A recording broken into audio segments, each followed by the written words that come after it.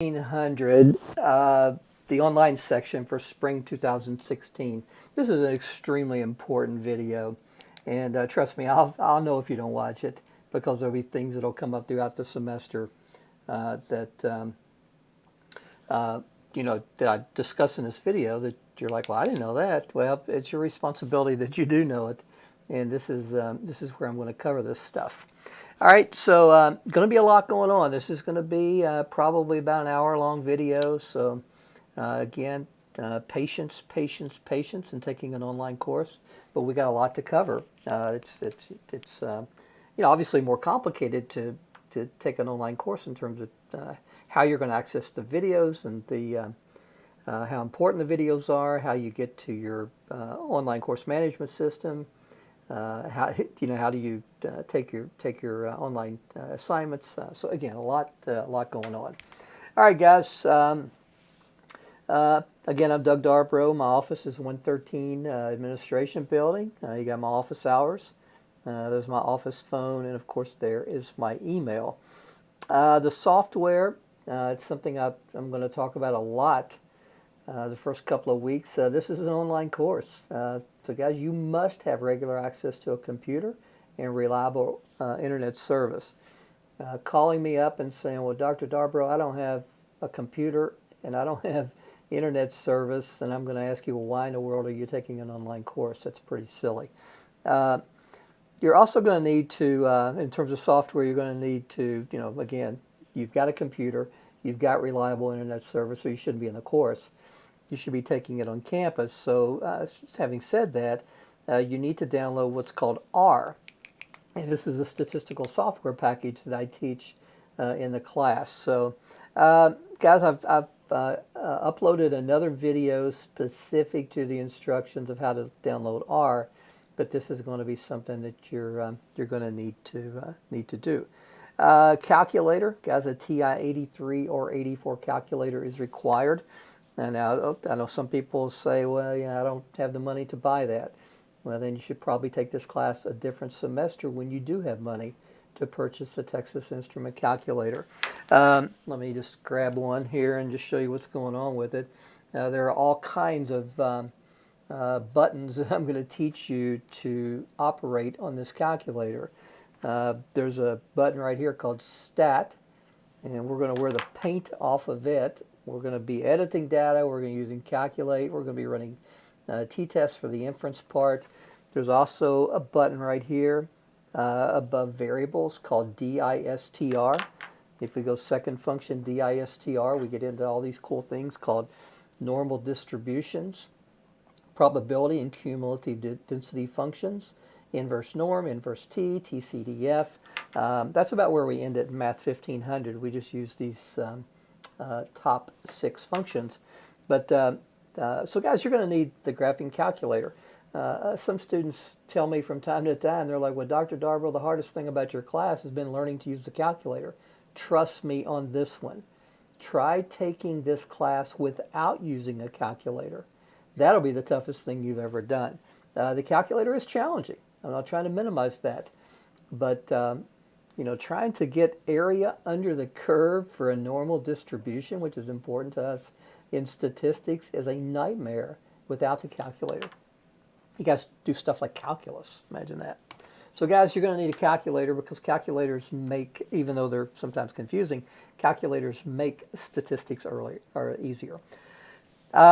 ADA statement, guys, I promise you, if you have an ADA statement, well, first of all, you need to bring your statement to me so I know the list of accommodations that you are entitled to by law. I promise you that I will do everything in my power to make sure that these ADA accommodations, the accommodations that you're entitled to under law, will be met. Now, one thing to think about. Let's say that you have an ADA statement and one of the accommodations is extended testing. Well, when I give my test, you're going to have 5 hours. No one's going to need more than 5 hours. Let's say your testing accommodations say you need a quiet environment. Test is going to be a quiet environment. Now that's where, so I'm telling you all this, this is where you have to make a decision. If you think that you're going to score better, you're going to be more comfortable testing in the testing center, then by all means, that's where we need you to test. But keep in mind, if you're in the testing center, I'm not going to be there. And if you have something like a very, very, very minor issue with your calculator and you're testing in the testing center, then I can't help you. But if you're testing with the rest of the class, then there are things that I can do to help you get your calculator straightened out. But I don't know you. I don't know your kind of a comfortability factor in terms of testing in the regular classroom. These are the things that you have to work out on your own because you obviously know you. But just keep in mind, if you're in the testing center and the Student Success Center and you have a question about the test, you have a question about your calculator, guys, I'm not going to be there to help you. But if you're testing with the rest of the class, you will be given extra time. It will be a quiet environment, and I will be there to help you. So again, that's something that you have to work out on your own. Catalog description, general education requirements. I'm not going to read that stuff to you. You guys are adults. You can read that. That just tells you what we're going to do, and then there's the general education requirement. This course fulfills the quantitative reasoning component. Same thing with the course objectives. I'm not going to read all this to you. Just gives you a formal presentation of what I'm going to teach you. Now, let's get down to what is super duper duper important in a first week video. The textbook and online course management system. Now, this is probably the most, maybe the most complicated thing that we talk about the first week. What are the requirements? Guys, you have two choices here. The first choice is you can go to Shawnee State University's bookstore and you can buy the book and the online course management code. The book is not required. The online course management code, access to the online course management system, is required.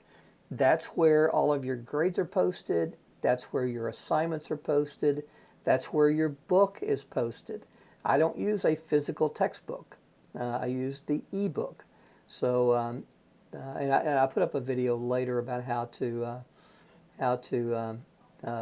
get your Hawks Learning account started. Now, just to give you a preview, kind of let me get out of this and get into Google Chrome and go over to the Hawks Learning system. Now, as your professor, I have a really cool site here. This is where I do all this stuff as your professor. But they also give me a student account so I can show you what it's like to be a student. So, and I'll talk about this later in terms of Blackboard. If you go to Blackboard and go under Content and go to week 0, let's get started. There's a video right here that says Getting Started with Hawks. That if you click that, well, let me just click it and show you. It's going to, okay, let's shut me up. I put up a video getting started with Hawks Learning. So it's something that you're going to probably definitely want to watch. Now there's going to be a video 2 in there, and that's the one I'm creating right now.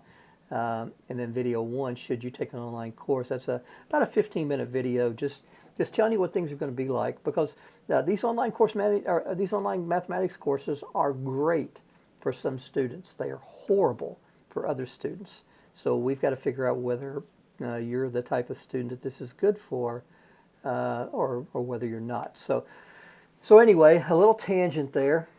So right now, keep in mind that there's 2 ways to purchase the textbook and the online course management system. Go to the bookstore where you'll buy the physical textbook and the code, or you can go directly to the Hawks Learning website and purchase the code and access to the ebook much, much, much cheaper.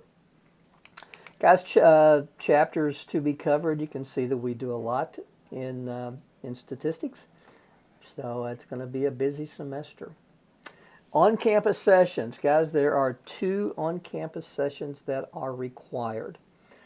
On March the 2nd, which I'm pretty sure is a Wednesday, from 2 o'clock to 7 o'clock, you drop in and take your midterm exam.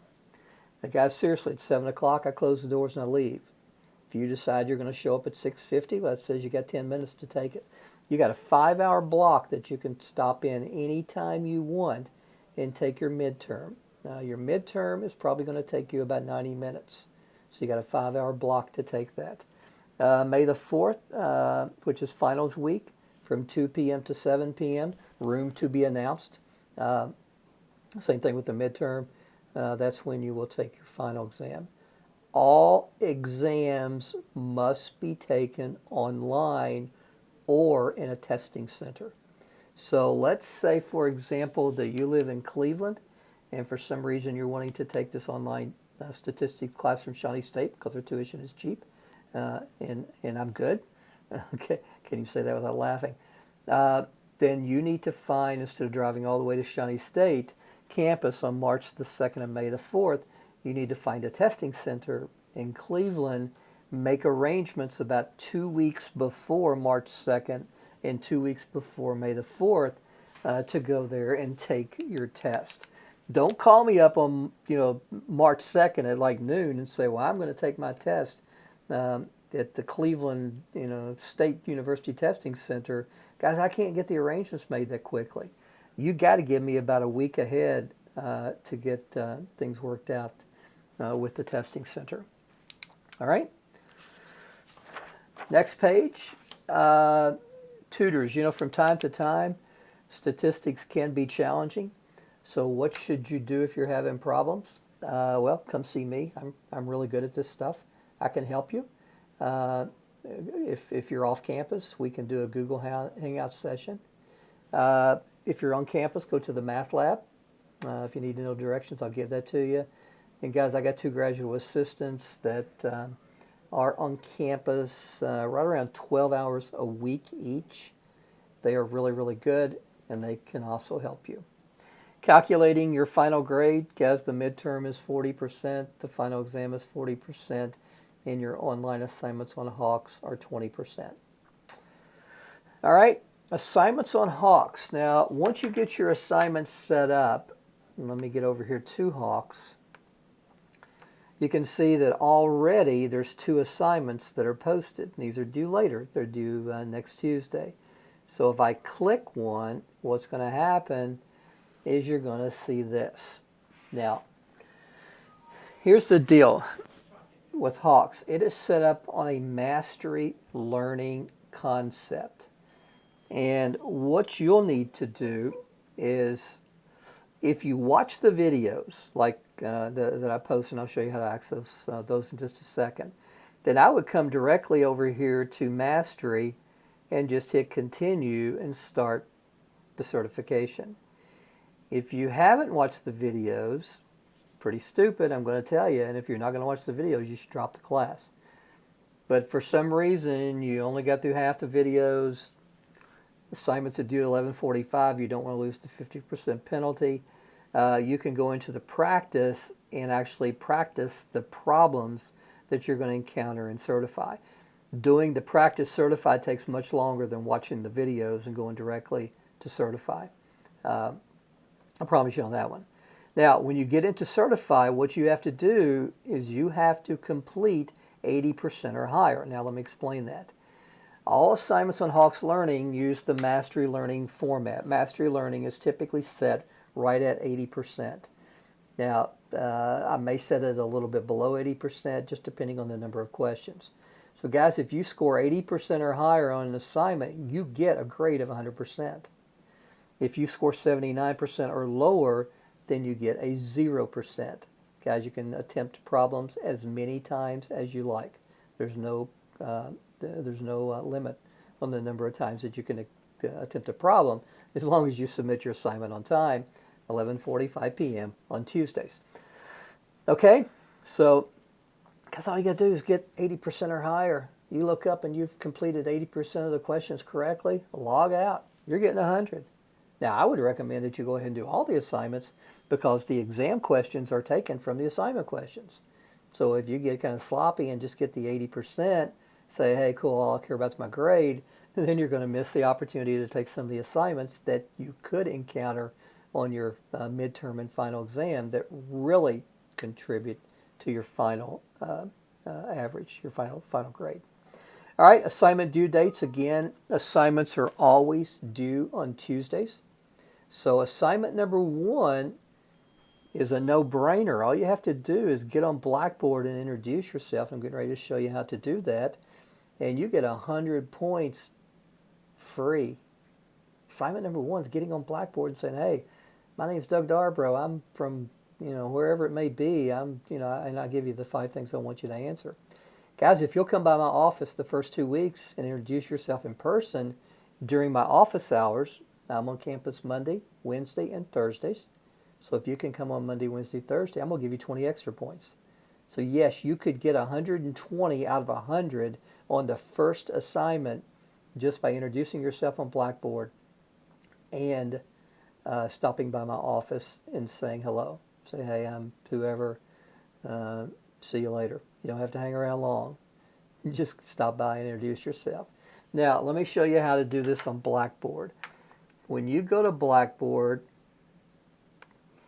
and let me go back to Shawnee State University, you're going to see something like this. Well, guys, obviously we have MATH1500. You're going to click it. The first thing you can see is I have an announcement that says hello. I sent this out as an email, so if you were registered when I sent this out, you got an email with this hello announcement. If you added a little late, then you didn't get the email because you weren't in the class, but here it is. Now, everything that you're going to want to do in this class is going to be contingent upon content and discussions. Everything else doesn't have anything to do with our class. To get started in the class with your introduction, you're going to do discussion. You're going to come in and you can see here I say please introduce yourself to the class and me. A few items you may want to include are your hometown, your major, your 5-year plan, have you taken an online course before, and something interesting about yourself, about you. Now keep in mind this activity serves as assignment number 1. It's worth 100 points. Guys, if you don't do this, I'm going to be calling you out, because that shows me you haven't watched the videos. You don't watch the videos, you don't participate in things like this, you have no prayer of completing this class successfully. And I'm going to call you out quickly. I really am. I'm going to call you off very quickly. So guys, go to introductions. You can see that some people have already introduced themselves. That's really cool. So to do this, you just create a thread. Name the thread your name. And say hi. Well, I'm Doug Darbro. I'm from Carlisle, Kentucky. Yada, yada, yada. Come down, hit submit. There I am. Guys, I just earned 100 points. Stop by, knock on my door. Make sure it's not a time I'm recording lectures. And if there is, there'll be a sign out there. Please do not disturb. But just drop by, say, hey, I'm so-and-so. I'll mark you off, and you'll get 20 out of 20 extra points on the first 100-point assignment, which is just about introducing yourself. So, guys, good for Nicole and Braden and Jessica and Tricia and Casey and Lynn and Anthony and Casey. Good for you guys for already getting on. And I can already tell you, these are likely A students because they're on top of things. They're paying attention. They're taking the initiative to get involved in the class without me telling them every single thing to do. Guys, if you're one of these people that just doesn't take an initiative, then again, there's a chance that this class is not for you.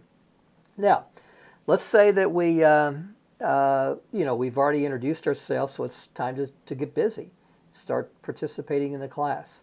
Well, everything is under the content folder. So I click content, and you can see I have week 0. Let's get started. I'll talk about that later. You'll have the videos for week 1, which is January 11th. I'll always put the date of the Monday. Pretty soon I'll have week 2, January the 18th, week 3, January 25th, and so on and so forth. So you can see when I click this folder, I get the information for that week. Now week 0 is just getting the class started. Here's a short video. Should you take an online mathematics class? The answer is Maybe, maybe not. Possibly. Yes, no. Some of you shouldn't be in this class, I'll tell you right now. This is a short video, about 15 minutes, that just runs through some of the expectations. And I ask you to do a live, honest self-assessment on whether or not you should be taking an online course or you should be taking this in the classroom. Guys, I checked this morning. There are lots of seats available in the classroom statistics classes, so there's a chance you should need to be in one of those. And I talk about the benefit of the online courses, but also the struggles. The video number 3 right here is getting started with Hawks. Video number 4 is how to install R. We talked about that earlier. And then here's a document that I uploaded. I'm going to have to go in and do a plug-in, but it's a document that I could download that just gives you kind of a picture, a step-by-step of getting started with Hawks Learning. Okay? Now, video number 2 will be the one I'm creating, the class syllabus, and it'll be posted as soon as I finish this this video. All right, so go back to content. So the videos that you're going to need to watch for week number 1, I take it kind of easy on you. There's just one. I click that. It will go directly to, it's one of the few videos I use PowerPoint, but it will go directly to YouTube. It is 35 minutes. So guys, you can go through here and we talk about populations and samples and things like that. Okay? Now week 2, you're going to have more videos. But week 1, because there's all this stuff that we need to do to get started, I'm taking it easy on you in terms of your videos that you need to watch to learn statistics. Now again, the video in week 1, this data classification and more, when you go to your assignment, this assignment is relative to, or I should say pertains to, contains the topics that I covered in the videos for that particular week. So guys, you don't want to get behind. Statistics is hard enough when you do it on time. It really gets really difficult when you get behind. Guys, late assignments, if you're not submitted on time by the due date, that's at 11:45 every Tuesday. You lose 50%. If it's beyond a week, then you're not allowed to submit the assignment. Get a 0. Guys, cell phones can't be used when you're testing. If you miss an exam, documentation is required for a makeup. I had a student last semester who just she just didn't stay in touch. She never watched the videos. She rarely did the assignments. She didn't check her email. If she did, she never responded. And she just completely missed the midterm. And, you know, she needed a doctor's excuse and she didn't get it. She ended up failing the course. Just because she was taking an online class and she didn't have the self-discipline to do it. She just didn't.